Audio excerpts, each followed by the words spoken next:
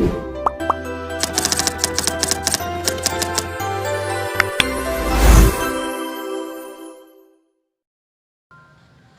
ya untuk sekam ya, briket arang ya. Briket arang mungkin yang bisa ya, sekarang kan internet sangat luas ya, jadi bisa aja download atau apa ya. Briket arang itu apa? Yaitu bahan bakar yang berbentuk padat ya, yang dibuat oleh serbuk arang. Nah, kemudian pembuatannya itu bisa dari tembung kelapa, kemudian juga bisa dari serbuk kayu, kemudian juga dari sekam dan sebagainya. Itu biasanya yang digunakan adalah seperti itu.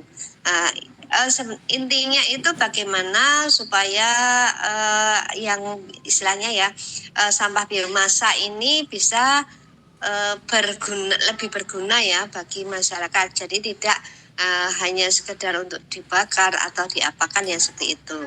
Ini ya cara membuatnya, memang ini kita tambahkan yaitu dengan cara pengarangan. Maksudnya apa di sini? Jadi sebenarnya sekamnya itu juga memang sekam ataupun batok kelapa itu memang dibakar, tapi jangan sampai jadi abu ya, jadi abu, tapi menjadi arang saja, sehingga kami biasanya menggunakan alat pirolis yang tadi kami tayangkan ya tempatnya, yaitu pakai kayak drum. Di tengahnya itu ada semacam pipa besar dan ada lubang-lubangnya. Meskipun banyak ya, ada yang menggunakannya bentuknya tidak seperti itu juga ada, tapi yang kami gunakan adalah seperti itu. Fungsinya apa? Jadi ada tempat penguapan sehingga nanti sekam ataupun kayu atau batok kelapa itu tidak terus tidak jadi abu tapi menjadi arang, karena apa? Ada lubang-lubang yang membantu untuk penguapannya. Kemudian setelah itu biasanya memang membutuhkan waktu yang cukup lumayan ya, itu bisa sampai 6 jam ya kalau penuh ya itu ya. Jadi kalau penuh bisa sampai 6 jam. Kemudian setelah itu baru dihaluskan ya, ditumbuk istilahnya biar kelihatan halus. Nah, nanti setelah itu baru dicampur ya, kita biasanya terus kita ambil, kemudian di situ kita campurkan dengan pati ya, tepung pati yang nantinya dibikin istilahnya kita itu ada lem kaji ya, kita bikin sendiri lem kajinya, kemudian kita campur, jangan istilahnya ya, jangan terlalu banyak air. Nantinya kalau nanti terlalu banyak air, biasanya pada saat proses pembakaran yang mau untuk bikin sate atau apa, itu biasanya tidak bisa terbakar dengan baik gitu.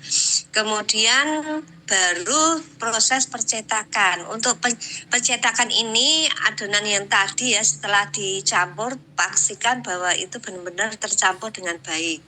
Nah, itu nanti baru dipres. Dipres itu bisa menggunakan alat, bisa alat yang seperti yang nanti akan kita sampaikan, bisa juga menggunakan pralon. Biasanya kalau tempat kami itu lebih suka menggunakan bambu atau pralon, lebih cepat katanya ya, seperti ya, daripada menggunakan alat sederhana ya. Alhamdulillah dulu itu kami dapat bantuan dari Dinas Lingkungan Hidup DIY untuk membuat alat tersebut.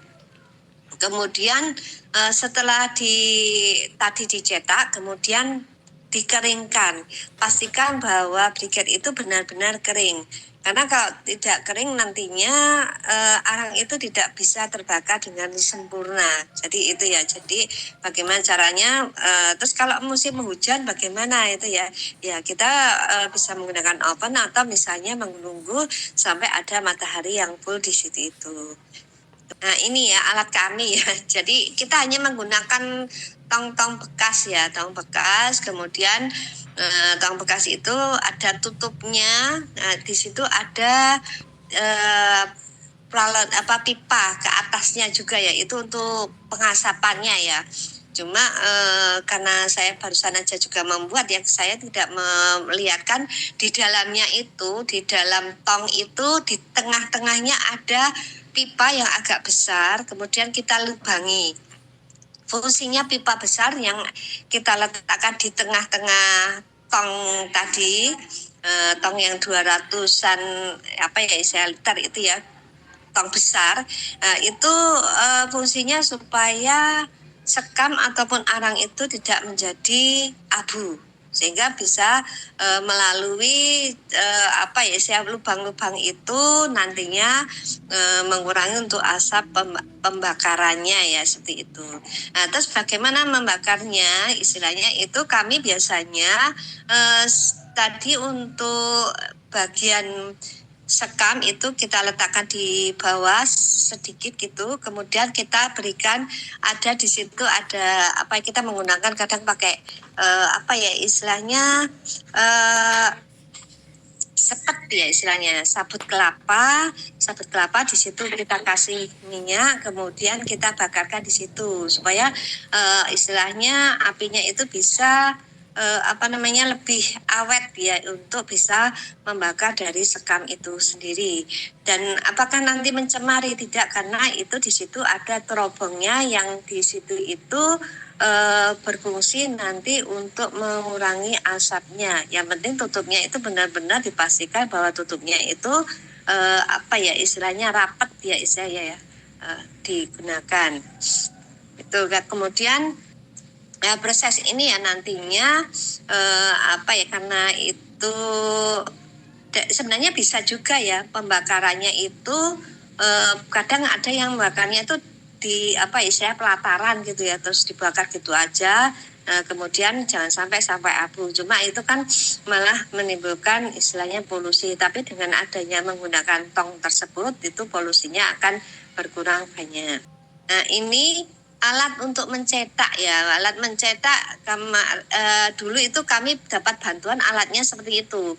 Jadi yang wadah biru itu, jadi yang campuran briket tadi dimasukkan ke situ itu, wadah biru itu, kemudian nantinya akan berputar, kemudian itu untuk alat menumbuknya ya. Jadi biru itu ada alat tumbuknya, kemudian ada alunya. Setelah itu dimasukkan ke ada alat yang bertingkat itu ya, sebelahnya itu. Sebelahnya itu berputar kan, itu ada pipa-pipa kecil dimasukkan ke situ. Kemudian nanti hasilnya istilahnya langsung turun ke bawah. Jadi istilahnya ditekan, kemudian langsung briketnya menjadi yang ada di sebelah situ itu.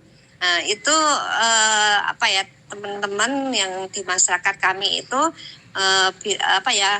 merasa lebih praktis kalau pakai potongan pralon atau bambu ya. Jadi cuma didodolkan aja, terus nanti cetakan itu bisa masuk di situ itu.